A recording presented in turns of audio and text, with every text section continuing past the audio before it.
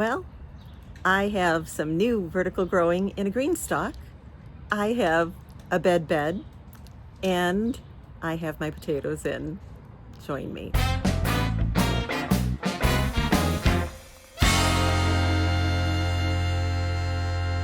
Well, yesterday we went on one of our thrifting adventure with our favorite thrift partner, Susie. And I came home with this bed frame. It's a twin, and I was going to use it out back as a trellis. And we pulled up to the house,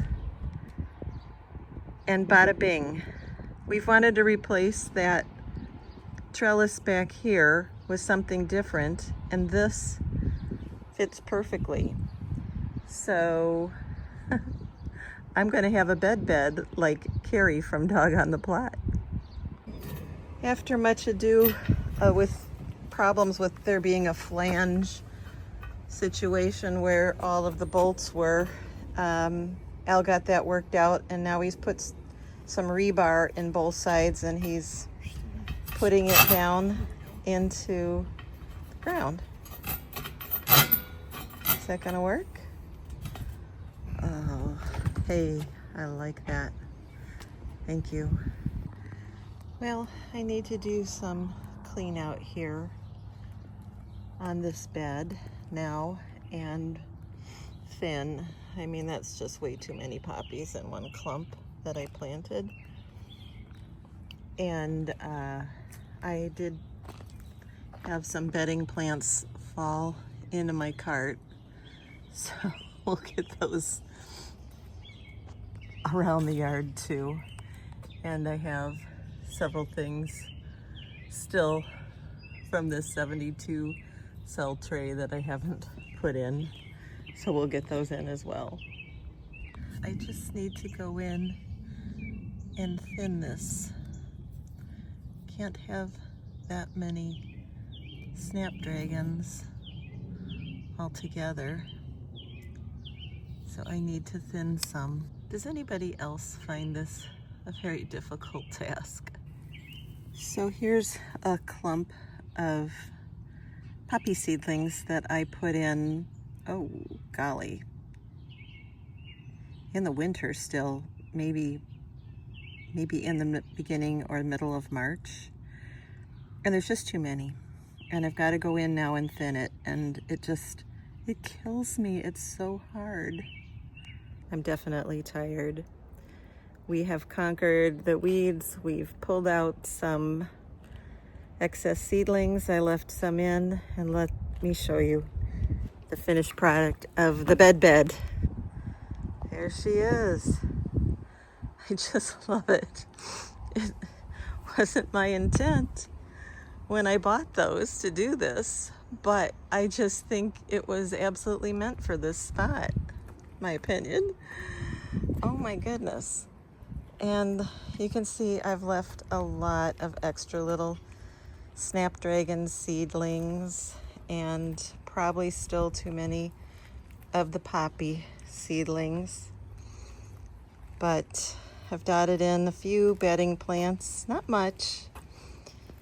And those sweet peas that I planted the other day are doing fine, but I am going to have to either do some fish wire or twine or something to get it to climb from down there up to where the bed starts. But that's not a problem. The only thing I'm worried about is I think I might have left too big a patch of the perennial brown-eyed Susan here. It's because this is a south-facing spot. It doesn't always do well like it does in the back where it's a little bit shaded. But yeah, I am just pleased with this. I think it's gonna be so cute. Imagine it with those sweet peas. We are refreshing the potato buckets. They're like half whiskey barrel buckets to do potatoes. And what we've done is we've put a raised bed mix with peat moss and mushroom compost. And now my amendments of choice are azomite, a balanced organic fertilizer, going to throw in some green sand, blood meal, and bone meal. Hope it works. I should have put my microphone on because the wind is terrible. I hope you can hear me. Wasn't planning to film today, but we got into it. This is one of the buckets, and it's gorgeous soil. I bought 2 root pouch containers to give a go, and we're going to add, of course, that mix we just made in the wheelbarrow and see what we can do. Well, that is much cleaner than it was before, and I have 3 barrels and 2 pouches for potatoes. Never grown potatoes until last year, and now I got 5 kinds. And the rhubarb was moved from the long bed when we did the Bertie's bed project. The chives were also, and that last barrel over there is mint. And I think they're just gonna stay in there. But probably 4 days from now we'll get the potatoes in, because tonight is another, could get down as low as frost level. It is potato time. We are going to do 5 different varieties. I did potatoes for the first time last year. We did 2 varieties, and I can't even tell you the taste difference compared to store-bought or even the farmer's market. It was just incredible. We did Kennebec and Adirondack Blue. This year, the 5 I'm doing are the French Fingerling, the Pinto Gold, doing Kennebec again, and this is my single seed potato challenge, Sir Speedy. Gotta tell you what happened with Sir Speedy. He took 33 days to get to me from Steve in the UK. He had a long journey. I've cut him only in half because I have a couple of nice chits on this one and a couple of nice chits on this one, but he really wasn't going to be cut anymore. And then the last variety is the Clancy. Now the Clancy's pretty special because this is a potato that is grown from seed, actual seed. And I've sent it to other people around the world as well to try. And quite honestly, germination has been poor for most of the people that I sent it to. First one I'm going to plant is the French Fingerling. I got some really nice chits on here, and I didn't cut any of them up because they weren't very big potatoes to begin with. I am sure that I am going to have to hill this up, but this is how we'll start out. Next is Pinto Gold. This is supposed to be kind of a mid-season potato and quite tasty, so that's why I chose it. Look at those chits. They are great. Here's another one that's just loaded with chits. That one should do good for us. Kennebec again, really good chits on that one. And now it's time to plant Sir Speedy. Sir Speedy is a mystery variety of potato. We won't know until the end of the challenge. I've cut it just in 2 because it didn't seem like there would be enough energy in the potato if I cut him up further. He's had a long journey to get to this point. Good luck, Sir Speedy, and good luck to everybody else that's in the single seed potato challenge. So my last potato is the Clancy, and I am going to plant them in deep, and I'm going to cover this with some shade cloth because it has not been fully acclimatized to the outside yet. This is the one that I didn't separate from each other because they were so happy together. Ooh, very good root system. Happy about that. And we'll plant it on the deep side. There's the Clancy's in and planted deep. And we'll see how those go. They are very tiny potatoes and quite tasty, I understand. So last year when Greenstalk had an awesome sale, I ordered one. We were so pleased with our DIY stackable planters that we did from the dollar store that we thought we'd try this, primarily because we couldn't figure out a way to rig up some supports for plants, and Greenstalk has them available for purchase. So anyway, we're gonna check it out. I got this in July of 2024. I bought a 6-tier, 3 original, 3 leaf in blueberry color, 4 plant supports, and a spinner base. So let's get this unpacked and check it out. Ooh.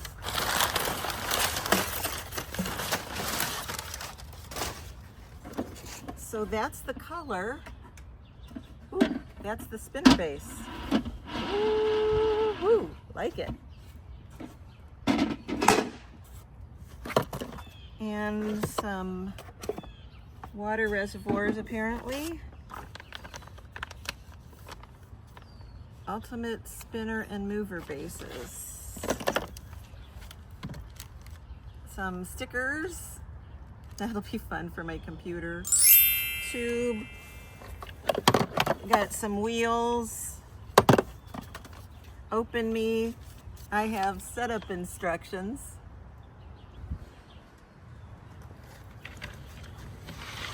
Ah, so these are the plant supports.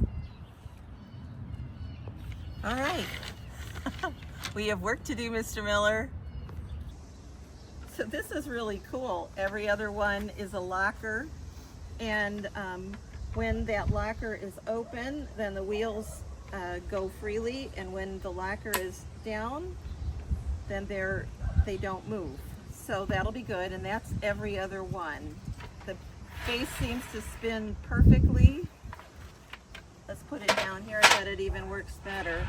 Yeah.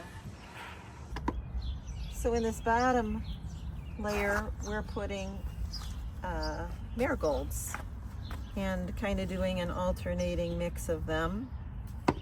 Thought that would be cute for the bottom tier and hopefully discourage predatory critters. Good luck with that though in our yard. So the next thing is to get one of these water reservoirs on. So that's perfect. I'm attaching these 6 extenders.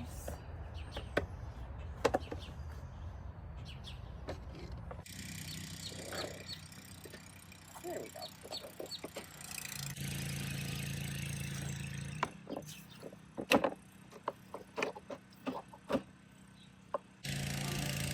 Hey, I like it. That's going to be great.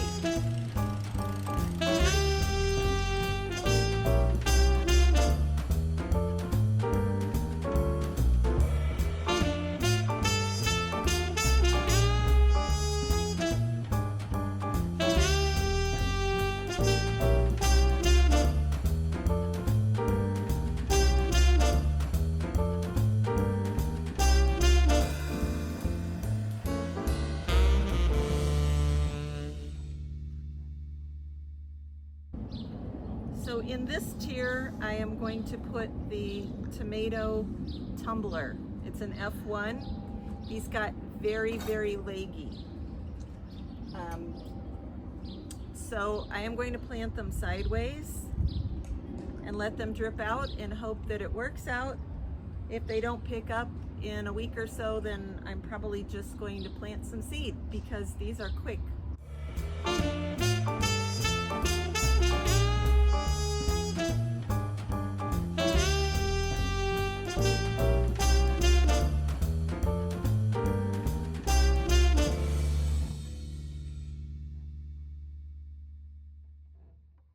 All completed. We are not sure what we're going to put on the top tier. We were talking about beans, but maybe flowers are best.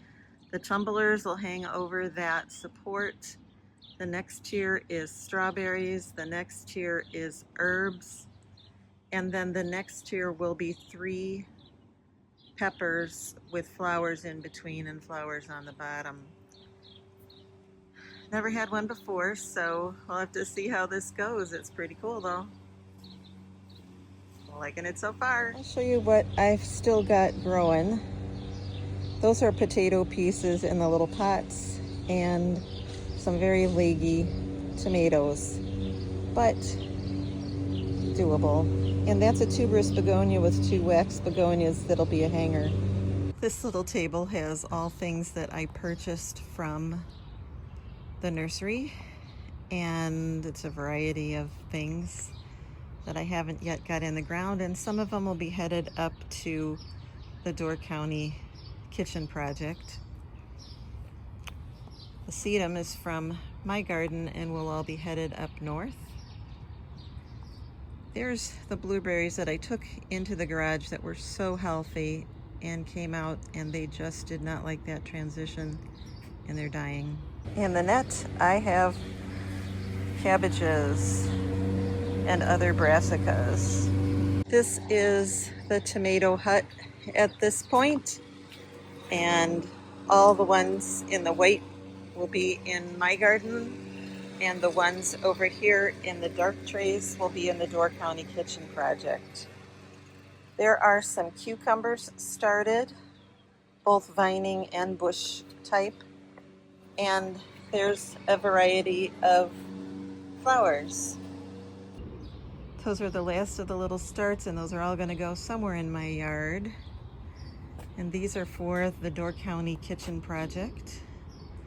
A variety of sweet peas, onions, celery, celeriac. And these are all flowers for the Door County project. There's some beets, and there's some alliums. Houses my peppers, and they are doing very well. Some of them are tiny. Don't know why. They were all started at the same time. But look at those Jimmy Nardellos. They are huge. Here's just a variety of herbs and onions and greens and all kinds of things. And I'm loving that snail method. If you haven't seen the video I did on it, I'll link it at the end. I hope you enjoyed this one, and I hope you'll come back again. Remember, sometimes the only thing we harvest is knowledge, and that's okay. Bye for now. We'll see you on the next one.